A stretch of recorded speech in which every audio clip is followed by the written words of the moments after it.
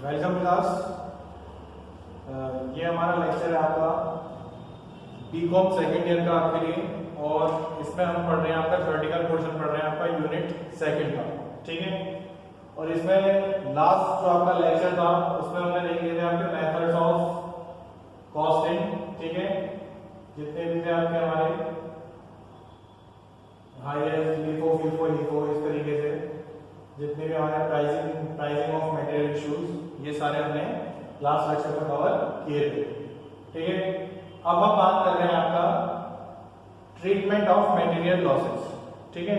तो treatment of material losses में ऐसा क्या है जो आपको लॉस प्रोवाइड करवाता है, ठीक है। जैसे अब देखिए इसमें क्या चीज होती है, इसमें दो तरह की चीजें होती हैं, एक तो नॉर्मल लॉस और एक एबनॉर्मल लॉस, ठीक है। नॉर्मल लॉस ये है कि हमें पता है कि हम जो चीज बना रहे हैं उस चीज को बनाने में हमें हमारी जो है एक पर्टिकुलर क्वांटिटी जो है वो वेस्ट हो जाएगी। दूसरा आता है आपका एबनॉर्मल लॉस। एबनॉर्मल लॉस में हमें कोई सर्टेनिटी हमें पता नहीं है।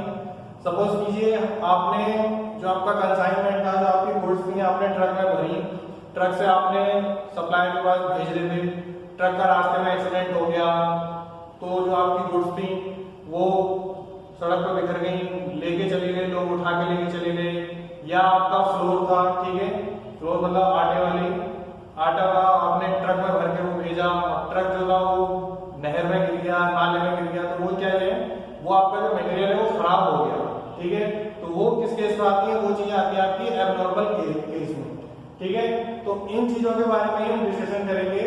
तो टॉपिक है आपका ट्रीटमेंट ऑफ मटेरियल लॉसेस, ठीक है। कितने टाइप के मटेरियल लॉसेस हो सकते हैं, उन्हें किस तरीके से हम अपनी अकाउंटिंग में, अपनी कॉस्ट अकाउंटिंग में किस तरीके से हम उन्हें ट्रीट करते हैं। तो आइए इसमें आगे बढ़ते हैं। देखिए फर्स्ट आती है हमारी वेस्टेज, ठीक है।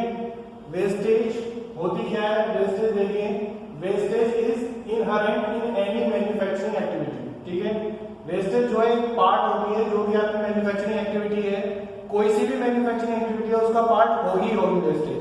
कुछ ना कुछ चीज आपकी, चाहे वो क्वांटिटी उसकी बहुत माइनर है, चाहे क्वांटिटी मिडिल है, कैसी भी क्वांटिटी है, लेकिन कुछ ना कुछ क्वांटिटी जब भी आप कोई प्रोडक्ट मैन्युफैक्चर कर रहे हैं वहां वो चीज वेस्टेज में जाएगी ही जाएगी। आगे आते हैं, wastage is the part of raw material loss in the process of production having no recoverable value, ठीक है। वेस्टेज क्या है, आपकी रिकवरेबल वैल्यू नहीं है, ठीक है। प्लस वो है क्या आपका raw material loss in the process of production, ठीक है। जो मैंने आपको बताया कि जो भी हम चीज मैन्युफैक्चर कर रहे हैं, ठीक है, वो क्या है आपकी नंबर ऑफ ऑपरेशंस से होकर गुजर रही है, जो उसके प्रोडक्शन प्रोसेस जिसे हम कह रहे हैं, उस प्रोडक्शन प्रोसेस के दौरान कोई चीज जो काट छाटने के बाद जो वेस्टेज हो गई है, वो चीज किसमें आती है आपकी वेस्टेज में, जो अनरिकवरेबल होती है, जिसे हम मॉनेटरी टर्म में कहीं और से रिकवर नहीं कर सकते, ठीक है। इसमें आ जाइए, wastage occurs invisibly in the form of evaporation और श्रिंकनेस, ठीक है। इवेपोरेशन मींस कि भाप बन के वो चीज उड़ गई, जैसे पेट्रोल है, आपका डीजल है, इस तरीके का कोई प्रोडक्ट है, आपने खुला छोड़ दिया तो उसकी जो क्वांटिटी है वो कम हो जाएगी। दूसरी आती है आपकी श्रिंकेज। श्रिंकेज में जैसे आपके यहाँ टेक्सटाइल मिल है, ठीक है, टेक्सटाइल मिल में क्या है कि हमारे यहाँ खादी मैन्युफैक्चर हो रही है, तो खादी क्या है, खादी भीग गई या उसके लिए सूत आया, तो सूत जो आया, ठीक है, तो सूत आने से क्या हुआ कि सूत था वो गीला करके भेजा गया हमारे पास, ठीक है, उसमें पानी मिला के भेजा गया, तो गीला करके जब वो हमारे पास भेजा गया तो जो उसका तौल हुआ, जो उसकी क्वांटिटी चेक हुई वो आई उस टाइम ज्यादा, लेकिन 2-3 दिन हमारे पास रहने के बाद वो पानी उसका इवेपोरेट हो गया और उसकी जो क्वांटिटी थी वो गई घट, तो क्या हो गया, वहां हमें वेस्टेज हो गई, ठीक है। वो क्या है, वो अमाउंट हमारी लॉस में चली गई, वो और अनरिकवरेबल हो गई, ठीक है, वो चीज। Examples of visible wastage are gases, dust, valuable residues etcetera. Sometime disposal of wastage entails additional expenditure. कभी-कभी ऐसा होता है कि अपनी जो वेस्टेज है, आपका जो प्रोडक्ट है वो कुछ अलग तरीके से आप मैन्युफैक्चर कर रहे हैं, कुछ अलग टाइप का प्रोडक्ट है। सपोज के लिए इसमें एग्जांपल दे रखा है एटॉमिक वेस्ट, ठीक है, जो हमारे न्यूक्लियर चीजें बन रही है, जैसे न्यूक्लियर आपका न्यूक्लियर एनर्जी है हमारी, ठीक है, जिससे क्या हो रहा है कि न्यूक्लियर एनर्जी को हम इलेक्ट्रिक एनर्जी में कन्वर्ट कर रहे हैं, ठीक है। तो एक टाइम बाद जो उसका वेस्टेज बच रहा है अब उसे हम खुला तो छोड़ नहीं सकते, क्यों, रेडिएशन फैल रहा है उससे, तो उसे स्टोर करने के लिए भी हमें पर्टिकुलर, उसकी वेस्टेज को स्टोर करने के लिए भी हमें पर्टिकुलर स्टोरेज बनवानी पड़ेगी, जिसमें क्या होगा, आपके एक्सपेंडिचर इंक्रीज होंगे। तो वो सारी चीजें क्या आती हैं आपकी वेस्टेज में। दूसरा आता है आपका कंट्रोल ऑफ वेस्टेज, किस तरीके से हम वेस्टेज को कंट्रोल कर सकते हैं, ठीक है। अब wastage report is prepared periodically. The actual wastage is compared with standard wastage and remedial action is taken to control abnormal wastage, ठीक है। नेक्स्ट आता है आपके अकाउंटिंग ट्रीटमेंट। अब अकाउंटिंग ट्रीटमेंट में क्या है कि हमारे पास टू टाइप्स की वेस्टेज हमारे पास यहाँ आ गई। देखिए, the accounting treatment differs according to waste being normal और एबनॉर्मल, ठीक है। दो तरह की वेस्टेज हमारे पास यहाँ कंसीडर की जा रही है, नॉर्मल वेस्टेज और एबनॉर्मल वेस्टेज। तो नॉर्मल वेस्टेज क्या है, this is the inherent wastage by manufacturing, जो हम पढ़ रहे हैं। It is the form of a evaporation, deterioration etcetera. The total cost of normal wastage is distributed among the goods unit of output, ठीक है। जो उसकी वेस्टेज की जो वेस्टेज हो रही है, तो उसे हम कहां से रिकवर कर रहे हैं, उसे रिकवर कर रहे हैं जो हमारे गुड्स की यूनिट बनी है उनकी, उस चीज के प्राइस को उसमें इंक्लूड करके, ठीक है। दूसरा आता है हमारा एबनॉर्मल वेस्टेज। Abnormal wastage क्या है, the abnormal wastage is transferred to costing, profit and loss account to avoid fluctuation in production cost, ठीक है। abnormal waste क्या है कि हमें लॉस हो गया, तो हमने वो लॉस हुआ तो ट्रांसफर कहाँ कर दिया, आपके प्रॉफिट एंड लॉस अकाउंट में, जहां हम ये कंसीडर कर सकें कि हमारा इतना लॉस हुआ और हमारे जो प्रॉफिट है उसमें से उसे घटा के हम नेट प्रॉफिट अपना कंसीडर कर पाए। नेक्स्ट आता है आपका, ये बात हो गई वेस्टेज की। नेक्स्ट आता है आपका स्क्रैप। स्क्रैप क्या होता है, इसमें देखिए, scrap is the recycled residue from certain manufacturing activities usually having disposable values, ठीक है। स्क्रैप क्या है कि स्क्रैप में क्या है कि हमारा, जैसे हमारा आपका आयरन का प्लांट है, ठीक है। आयरन का प्लांट है, हमारे यहाँ सरिये बन रहे हैं, सीधे से मानिए, तो उसमें से क्या है कि उस सरिये को पहले हमने रॉ मटेरियल ले गए, आयरन और ले गए, फिर हमने अपने प्लांट में उसे क्या करा, गर्म किया, ठीक है। 1500 डिग्री सेल्सियस के आसपास हमने उसे गर्म किया। देन वो हमने बिल्कुल मेल्ट कर लिया। मेल्ट करने के बाद हम उसे, जो हमें सरिया चाहिए, जिस क्वांटिटी का चाहिए, जिस लेंथ का चाहिए, जितनी आपका वेट का चाहिए, उसके अकॉर्डिंग हम उसे किसमें, आपका सांचे में ढाल रहे हैं, जिससे उसकी शेप निकल के आ रही है। अब क्या है, उस प्रोसेस के दौरान जितना भी आपका इधर उधर गिर गया हो, तो क्या हुआ, ठंडा होने के बाद वो जम गया, और जमने के बाद दोबारा से आपका सॉलिड कंडीशन में आके क्या बन गया, आपका वो स्क्रैप बन गया। क्यों, क्योंकि जो आपका मटेरियल, जिस वे में आप मटेरियल प्रोडक्ट जो है प्रोड्यूस कर रहे थे, उस प्रोडक्ट से वो अलग हो गया और उसका कोई यूज आपके लिए है नहीं।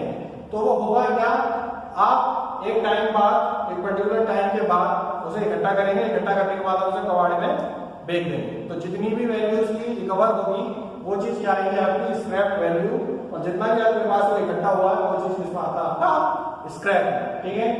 नेक्स्ट बात करते हैं आपने, it can also be the discarded material which can fetch some income, ठीक है। जो मैंने आपको बताया कि आपने सेल किया तो हमारी इनकम हुई, ठीक है। Example of scrap are outlined material from stamping operations, filing, sawdust, shorthand from woodworking operations, spheres and flash from foundry and molding process, ठीक है। molding process में आपको अभी आयरन का एग्जांपल दिया था। scrap may be sold or reused, ठीक है। या तो आप नया यूज कर लें या स्क्रैप को सोल्ड कर दें, नया प्रोडक्ट आप, नया रॉ मटेरियल परचेज कर लें। देन हम आगे आ रहे हैं अकाउंटिंग ट्रीटमेंट, ठीक है। उससे पहले हम बात करते हैं कंट्रोल ऑफ स्क्रैप, किस तरीके से हम अपने स्क्रैप पर कंट्रोल कर सकते हैं। तो scrap is controlled by fixation of standard for scrap, fixation of department by responsibility for scrap, ठीक है। दो तरीके से कंट्रोल किया जा सकता है आपका, या तो आपने स्टैंडर्ड फिक्स कर दिए कि हमें पता है कि कितना स्क्रैप हमें होना है, इससे ज्यादा अगर स्क्रैप हुआ तो वो हमारे यहाँ जो प्रोसेस में इन्वॉल्व है उनकी रेस्पॉन्सिबिलिटी है। दूसरा, fixation of department wise responsibility for scrap, जितने भी हमारे डिपार्टमेंट वाइज है, हमने एक ही तरह की चेन आ रही है हमारे पास, ठीक है, और उसे हमने डिपार्टमेंट वाइज सब डिवाइड कर दिया। कि आपके पर्टिकुलर एरिया में जब तक इस चीज की मैन्युफैक्चरिंग हो रही है, प्रोडक्शन से गुजर रही है, आप इससे ज्यादा स्क्रैप नहीं ला सकते। अगर आप इससे ज्यादा स्क्रैप ला रहे हैं तो समझ लीजिए आपकी जो प्रोडक्शन प्रोसेस है वहां कुछ ना कुछ प्रॉब्लम जनरेट हो गई।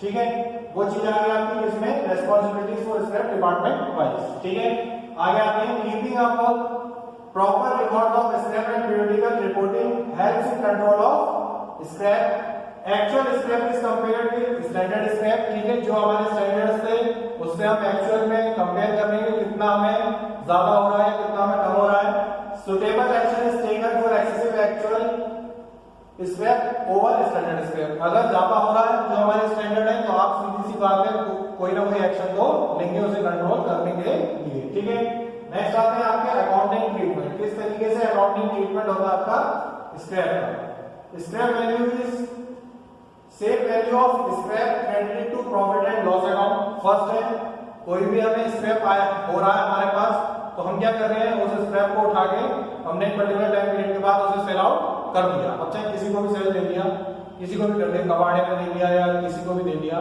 तो क्या है कि उससे जो इनकम जनरेट हुई वो भी आपकी कहां क्रेडिट होगी, profit and loss account. Next आते हैं the same value credited to overhead of material cost. ठीक है, जो सेम वैल्यू है आपकी वो कहां क्रेडिट हो रही है, ओवरहेड में और मटेरियल कॉस्ट में वो क्रेडिट हो रही है। देखिए है क्या कि जनरेट कहां से हो रहा है, जो स्क्रैप है वो जनरेट कहां से हो रहा है, आपके प्रोडक्शन प्रोसेस से। और प्रोडक्शन प्रोसेस किसे इंक्लूड कर रही है, आपके रॉ मटेरियल को।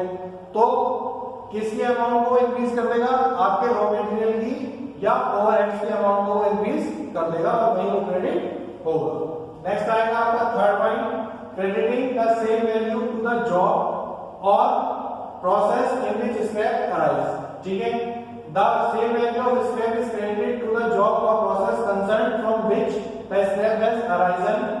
ठीक है, this method is followed when identification of scrap with specific job और प्रोसेस इज इजी। ठीक है, क्रेडिटेड सेम वैल्यू मतलब जो आपकी जॉब प्रोसेस है जहां स्क्रैप जनरेट हो रहा है उस प्रोसेस में जो आपका सेल है स्क्रैप की वो उस प्रोसेस में इंक्लूड हो जाएगी और आप आइडेंटिफाई कर पाएंगे क्या ये जो हमारी स्पेसिफिक जॉब है और जो प्रोसेस है वो कितना स्क्रैप जनरेट कर रही है from origin of the raw material to converting it into the finished goods. ठीक है, नेक्स्ट आ रहा है आपका स्पॉइलेज। ठीक है, व्हाट इज स्पॉइलेज, सबसे पहले बात करते हैं कि स्पॉइलेज होता क्या है। स्पॉइलेज में देखिए spoilage occurs when goods are damaged beyond rectification. ठीक है, गुड्स स्पॉइलेज क्या है, जब गुड्स डैमेज हो जाते हैं कब, जब उन्हें रेक्टिफाई करते हैं। ठीक है, रेक्टिफाई मतलब जब उन्हें सही कर रहे हो या कहीं ठीक तरीके से स्टोर कर रहे हो उस दौरान वो गिर जाए टूट जाए वो सारी चीजें माननी है आपकी spoilage. Spoilage is disposed of without further processing. Spoilage cost is the cost up to the point of rejection less sales value. ठीक है, नेक्स्ट आते हैं आपका कंट्रोल ऑफ स्पॉइलेज। क्या करेंगे, spoilage is controlled through proper reporting about the extent of spoilage. ठीक है, किस पॉइंट पे हमारी स्पॉइलेज हो रही है, कहां किस कारण की वजह से, कौन सा रीजन है जिसकी वजह से ये स्पॉइलेज हुई है, ये नुकसान हमारा हुआ है। ठीक है, स्टैंडर्ड आर फिक्स्ड, वही प्रोसेस फॉलो की जाती है जो स्क्रैप में आपने स्टैंडर्ड फिक्स करे, फिर आपने एक्चुअल से कंपेयर किया तो जो रिजल्ट आ रहा उसके अकॉर्डिंग करेक्टिव एक्शंस ले रहे हैं। ठीक है, अकाउंटिंग ट्रीटमेंट ऑफ स्पॉइलेज। ठीक है, उसमें क्या आता है, accounting treatment depends on whether the spoilage is normal और एब्नॉर्मल। पहले ये कंसीडर की जा रही है कि ये नॉर्मल है जो हमारी होती है या ये एब्नॉर्मल है। ठीक है, normal spoilage is borne by good unit. ठीक है, जो नॉर्मल स्पॉइलेज है वो किस पे बोर्ड की जा रही है, आपकी जो आपकी गुड्स की यूनिट आपने मैन्युफैक्चरिंग करी है उस पे वो डिस्ट्रीब्यूट हो गई है। ठीक है, दूसरा since it is inherently production and it happens even under efficient conditions. ठीक है, abnormal spoilage is avoidable under efficient condition. The cost of abnormal spoilage is charged to profit and loss account. ठीक है, abnormal spoilage क्या है आपकी, avoidable है under efficient condition. ठीक है, कि हम केवल उसी कंडीशन में काम कर रहे हैं जहां हम काम करने लायक है। ठीक है, और अगर उसके बाद भी हमारी abnormal spoilage हो रही है तो उसे कहां चार्ज कर रहे हैं, प्रॉफिट एंड डिफेक्टिव्स क्या है कि हम कोई भी प्रोडक्ट बनाया, बनाते जब उसकी क्वालिटी चेक हो रही है तो क्वालिटी चेक में उसमें कोई ना कोई डिफेक्ट क्रिएट हो गया या प्रोडक्शन प्रोसेस के टाइम में उसमें कोई डिफेक्ट था उस पर्टिकुलर यूनिट में और वो क्वालिटी चेक के टाइम पकड़ा गया। ठीक है, इसमें आ जाएगी it is a part of production which can be rectified and made into goods units with additional cost. ठीक है, आपकी एडिशनल कॉस्ट बियर करवा रहा है आपसे। The defective work occurs due to the raw material of inferior quality। कैसे generate होता है आपका डिफेक्टिवनेस? आपका जो रॉ मटेरियल है वो इंफीरियर क्वालिटी का है, मतलब जो आपने स्टैंडर्ड रखा था उससे नीचे का आपने रॉ मटेरियल खरीदा है। पहला reason bad planning and poor workmanship. आपकी जो प्लानिंग है वो ठीक नहीं है, जो आपने प्रोडक्शन प्रोसेस सोचा था उसके अकॉर्डिंग आपकी जो प्लानिंग है वो है नहीं। दूसरा, जो आपके वर्कर्स हैं उनके काम करने का तरीका आपके स्टैंडर्ड्स के अकॉर्डिंग नहीं है। ठीक है, नेक्स्ट आते हैं आपके defective units are rectified under additional cost of material, labour and overheads and sold as first quality और सेकंड। ठीक है, अब इस डिफेक्टिव यूनिट्स को क्या होगा, आपकी क्या करनी है, वो एडिशनल कॉस्ट आपके ऊपर इंपोज करनी है, किसकी, मटेरियल की, लेबर की और ओवरहेड्स की। क्यों? क्योंकि वो कहां से जनरेट हुई है, आपकी प्रोडक्शन चेन से। ठीक है, और वो कैसे सोल्ड हो रही है, जैसे फर्स्ट क्वालिटी और सेकंड क्वालिटी। ठीक है, फर्स्ट लाइन सेल कर दी या आपको जो 1500 रुपीज की चीज है वो ले जाकर 500 में हमने सेल कर दी। एटलीस्ट हम कम से कम रेंट जनरेट कर दें। ठीक है, कंट्रोल ऑफ डिफेक्टिव्स किस तरीके से हम कंट्रोल करेंगे?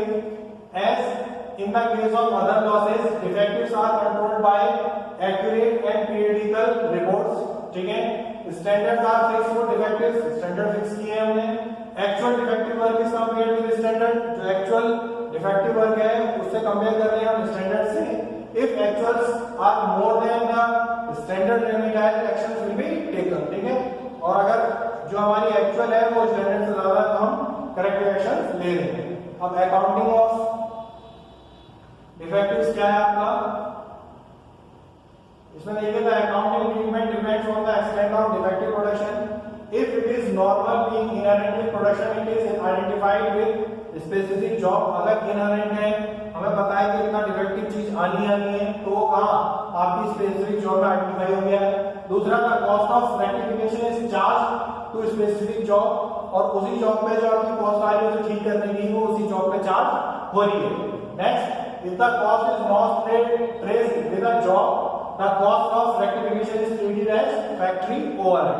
ठीक है, नेक्स्ट आता है if the defective work is not out of abnormal circumstances, the cost of rectification is transferred to profit and loss। ठीक है, नॉर्मल केस में कहां ट्रांसफर होगी आपकी फैक्ट्री ओवरहेड्स में, और एबनॉर्मल केस में जो डिफेक्टिव गुड्स की कॉस्ट है वो ट्रांसफर हो रही है आपकी किसमें, प्रॉफिट एंड लॉस में, क्योंकि हमारा सारा का सारा प्रोडक्ट ही खत्म हो गया। नेक्स्ट आते हैं आपके obsolete, slow moving and dormant stock. Obsolete क्या होता है आपका, ऑब्सोलेट स्टॉक क्या है? These are those stock in the inventory which have been laying unused due to change in product process and design or method of the manufacture। Obsolete stock क्या है कि क्या है कि जो आपका ट्रेंड आउट हो गया, ठीक है, उसके बाद भी आपके पास जो प्रोडक्ट बच गया वो किसमें आता है, आपका ऑब्सोलेट स्टॉक में आता है। ठीक है, क्या हो रहा है, जो आपके प्रोडक्ट प्रोसेस है वो चेंज हो गई, ठीक है, सीधा सीधा ट्रेंड ही चेंज हो गया, जो डिजाइन है वो भी चेंज हो गया, और जो मेथड ऑफ मैन्युफैक्चरिंग है वो भी बदल गया। ठीक है, वो सारी चीजें आपको तीनों चीजें बदलनी पड़ रही हैं, और इस बदलने के बाद एक नया प्रोडक्ट आपके पास आता है। ठीक है, और उस प्रोडक्ट की डिमांड है, जो पुराना प्रोडक्ट है उसकी डिमांड नहीं है, तो वो किसमें काउंट होगा, आपका ऑब्सोलेट स्टॉक में काउंट होगा। नेक्स्ट आता है आपका slow moving material. Slow moving material, इसमें देखिए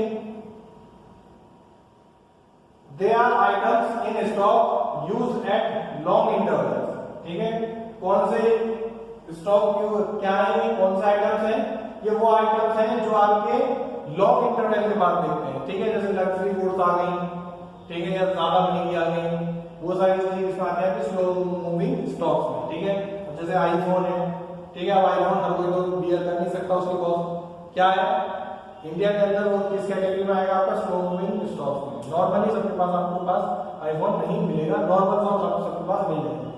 नेक्स्ट आता है आपका डोरमेंट स्टॉक। डोरमेंट स्टॉक क्या है आपका, they are items in stock not at all the use of significant period of time, ठीक है। The storekeeper should highlight such items as the period report to the management. अब क्या क्या हो सकते हैं, to dispose them off at any price, मतलब उन्हें किसी भी प्राइस पे हमें अपने यहाँ से निकालना ही निकालना, ठीक है, चाहे उसकी कॉस्ट से भी हम कॉस्ट से कम में भी हम उसे सेल करना पड़े। दूसरा, clear them out to save space on the store, उन्हें क्लियर करना ही करना है हमें, क्यों, जिससे हमारे पास जो हमारे स्टोर्स हैं उनमें उनकी जगह, क्योंकि उनकी जगह तो है ही नहीं, ठीक है, वो बिक रहे हैं नहीं, ठीक है, और उनकी कोई डिमांड भी नहीं है, तो उन्हें जितना हम ज्यादा से ज्यादा निकाल सकते हैं अपने स्टोर से हम निकाल रहे हैं। प्लस हम जो नया प्रोडक्शन कॉस्ट लाए हैं उनका जो स्टॉक है हमारे पास उसका वहां हम अपने स्टोर में रख रहे हैं, उसके लिए भी हमें जगह चाहिए, ठीक है। ऐसा था आपका exercise quotation in future purchase of such items of material, और फ्यूचर परचेज के लिए फ्यूचर में ऐसे ही परचेज ना हो उसके लिए हम एक्सरसाइज कोटेशन क्या है अपने मैनेजमेंट को प्रोवाइड करवा रहे हैं कि इस तरीके के प्रोडक्ट का कोई भी ट्रेंड नहीं है और हम इस तरीके का प्रोडक्ट नहीं प्रोसेस कर सकते, ठीक है। ये आ गया आपका डोरमेंट स्टॉक, ऑब्सोलेट और स्लो मूविंग और डोरमेंट स्टॉक के बारे में हमने डिस्कशन कर लिया, डिफेक्टिव्स के बारे में डिस्कशन कर लिया, स्पॉइलेज के बारे में डिस्कशन किया, और आपका स्क्रैप वैल्यू के बारे में डिस्कशन किया, वेस्टेज के बारे में डिस्कशन किया, कितने टाइप्स का वेस्टेज है, नॉर्मल एब्नॉर्मल क्या क्या हो सकती है, उसके बारे में हमने डिस्कशन कर लिया। तो टोटल जो आपका टॉपिक का ट्रीटमेंट ऑफ मटेरियल लॉसेस वो कंप्लीट हो गया है, ठीक है। नेक्स्ट क्लास में हम इसके बारे में आगे चलेंगे, आगे और आपको जो थ्योरेटिकल पोर्शन है उसे पहले हम कवर कर लेंगे, फिर उसके बाद न्यूमेरिकल पोर्शन पे हम आ जाएंगे, ठीक है।